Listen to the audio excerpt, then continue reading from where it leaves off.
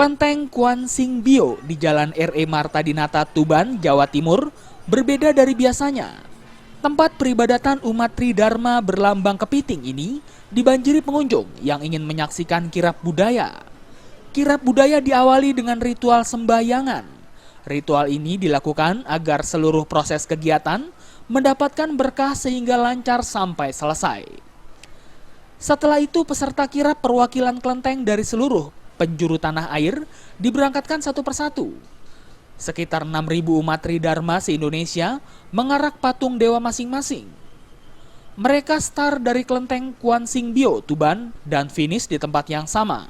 Tercatat ada 55 kelenteng yang turut ambil bagian dalam kegiatan 5 tahunan ini.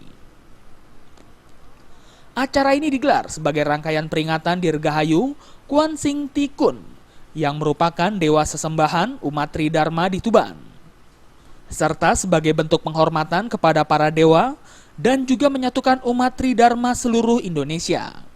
Tak hanya warga lokal, kirban ini juga disaksikan oleh wisatawan daerah lain dan mancanegara.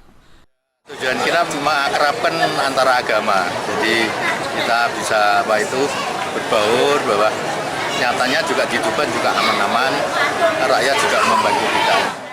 Kirap budaya semacam ini pertama kali digelar Kelenteng Kuan Sing Bio, Tuban pada tahun 2010 lalu.